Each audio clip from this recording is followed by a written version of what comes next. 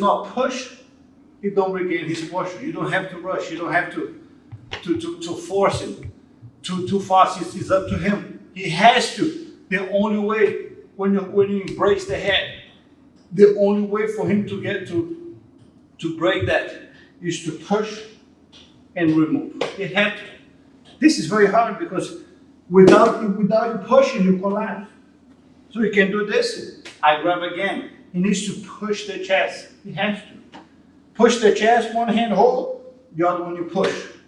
You push the chest, by the time you come in here, the leg's already high. And now look, he has to constantly push. Look for the arm. It's the best time to go for the arm lock. When he's regaining his posture. Some people, they stand up. They push it and they stand up. You will see it's the best time to go for the arm lock. Try it out. Okay guys, so now we're going to work in an arm lock attack from close guard, but it's a slightly different way to control the arm. We're going to use his own lapel, because sometimes you want to grab the arm, you're going to go arm and collar. Of course there's nothing wrong, but sometimes you might find it hard. The guy's defending and he's able to pull the arm, sometimes he rotates the arm over. When you wrap his arm with the lapel, his arm gets quite stuck, so it's quite useful. Let's check it out. So, let's say I'm going to attack. Usually, the arm that you attack is everyone always has one arm slightly forward than the other. So, usually, especially to attack the arm lock, you should, nothing wrong attacking the back arm, but you should focus in the arm that's slightly higher on your chest. That one is, because it's backward, slightly further back, it makes it harder for me to attack. So let's focus in that. So it's the same side lapel. So just loosen up and then reach over. So that means I'm passing his elbow. I want to go over his bicep. So when I go over and don't let his lapel loose, tight everything. And I'm pulling, really grabbing as tight as I can. And then I'm bringing my elbow down.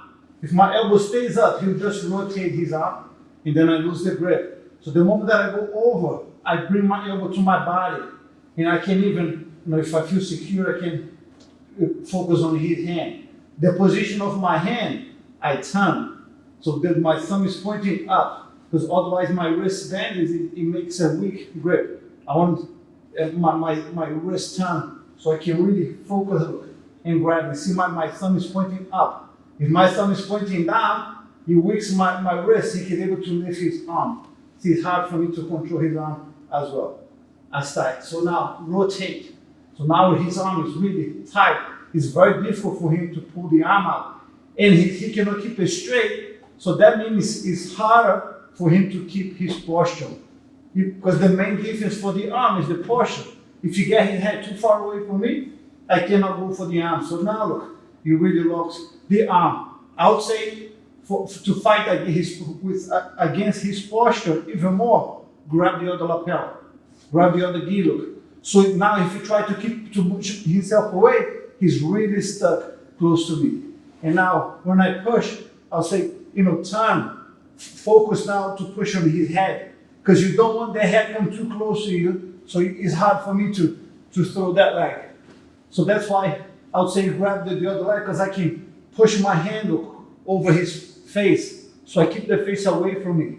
Now climb the other leg, step, remember, don't cross your legs, push down, and now to finish, that go always both hands on his arm. But I'll say this, and go tight, it's important, and rotate. See, I'm rotating my hand, my thumb is pointing up. Now his arm is really tight. I grab the other hand, but high look. See, I want to go across his face, because if you bring his head down to defend, I can keep him away. If that hand is down, he's gonna really lean. Now it's hard to push him away from me. So now, look, as I'm starting to climb, see, I go over. I want to be across his face. Now when I push the other one, his head is, and finish.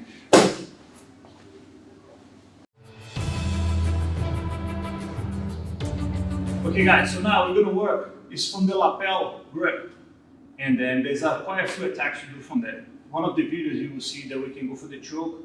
It depends how the guys defend. It's very annoying when you're able to hold the lapel instead of the collar. Because it bothers you, pulls you, it's a much stronger pull.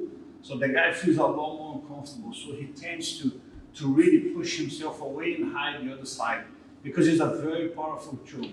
If I can wrap the lapel with one hand, if I can reach the collar with the other one, it's very powerful. So the person, he feels it and he tends to defend, really pushing his weight back.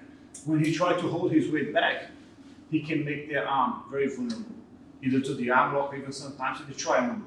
So he kind of has to expose the arm, because if he doesn't, that means you'll be able to pull him closer, and then you're closer to the choke, which is extremely powerful because you're using the lapel. It's even stronger than just using the normal collar. So let's check it out. So first we have to reach for the lapel, like we did in the previous video. You pull it out, and then you put the guys closer, you feed to the hand, and then you feed it back. As deep as you can. Remember, you have to pull to be able to make it, that grip annoying and quite strong. So when you hold it, remember, try not to go in the very end. You pull it as much as you can so you feel it strong in your hand. So you really pull with one hand and reach as deep as you can. Now, this is a very annoying grip because one hand already chokes the guy a little, not enough for him to tap, of course, but it's very annoying. And he knows, there's no secret, my next goal is to go for the choke. Or, even to go under is difficult because the collar is quite tight, so usually you push yourself in to go. So he has to push himself back. So what happened is, this is the main arm that holds him back. Because the other one, because my arm is across, it's even harder for him where to place the arm. If he goes underline, because